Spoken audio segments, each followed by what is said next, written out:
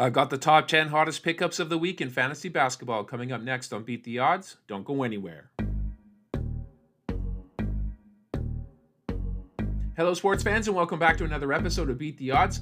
We're going to go over the top 10 hottest pickups ahead of week 10 in fantasy basketball. If you like the sound of that, be sure to like this video, subscribe to the channel, and ring that notification bell so that way you don't miss an episode. You can also follow me on TikTok. I want to thank my community for casting 279 total votes, which helped me create this list. Did you miss your chance to vote? Be sure to keep an eye out for more polls coming out later this week. Do you have a burning fantasy basketball question? Ask me on Q. Go to askmeonq.com/beattheodds-NBA, submit your question, and for a small fee, I will personalize your response and send it to your email. It's super easy to do, and it's a great way to get fantasy basketball advice while also supporting this channel. Now let's get right into this list. Here at number 10, we have Trayce Jackson-Davis.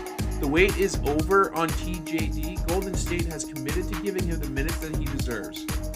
Jackson-Davis responded by posting one of his best lines of the season in his last game against Phoenix, which was a 16-point double-double with 4 blocks.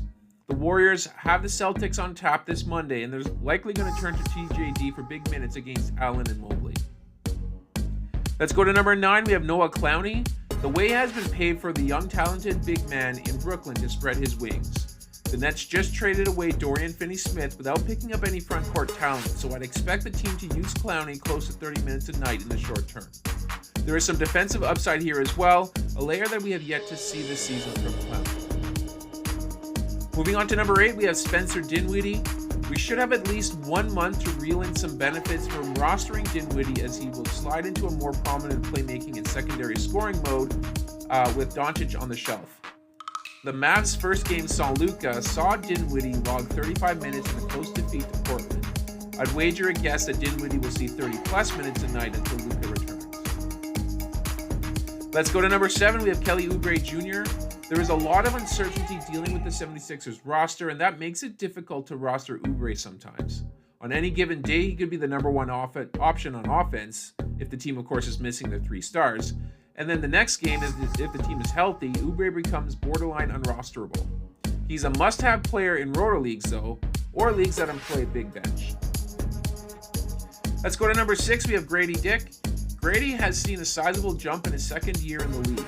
He is a trusted piece of the offense, and the bulk that he has added in the offseason has kept him usable on defense. There's still plenty of growth in his game, and I believe that the Raptor sharpshooter will have plenty of time to showcase that talent in the second half of the season.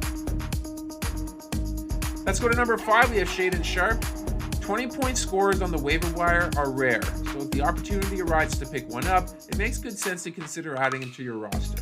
He's hitting 5% more of his shots this season, leading to a 2.2-point increase in his scoring despite playing 2 minutes less per game. There's a lot to like here, especially if you need a scoring punch from the wing. Moving on to number 4, we have Alex Sarr, 46% and slowly climbing. That's Sarr's roster percentage as of this writing. If you're in a super competitive head-to-head league, he's likely gone because we're all waiting for his second half bump. If I were to forecast what I'd expect from him after the All-Star break, I'd say 18 points and 8 rebounds with 3 stocks and 1.5 to 2 threes a game. Anyone else on the waiver wire that's posting that? I don't think so. Let's go to number 3. We have Bilal Coulibaly, 56% and climbing. Now, I thought last week would have been your last chance to roster Coulibaly, but he hasn't passed my 60% ownership threshold as of yet. I don't see a way that Kuzma stays on this team past the deadline, so Bilal should be another Wizard locked into a monster second half.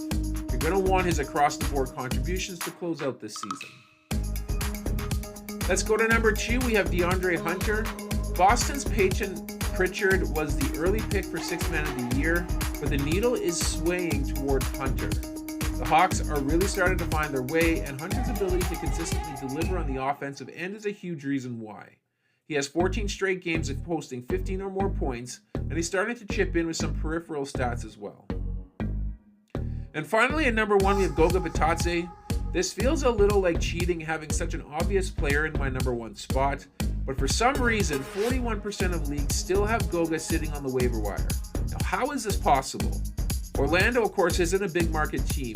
They don't really play a flashy style of ball. They're, of course, missing their two main stars as well, so Goga is being overlooked. This is likely the last call for Bitadze, as he's going to continue his assault on the NBA. And that's going to do it here for this episode. I hope you guys enjoyed it. If you did, please leave a like on the video, and of course subscribe to the channel for more content like this. I'm going to sign off for now, but I will catch you guys on the next episode.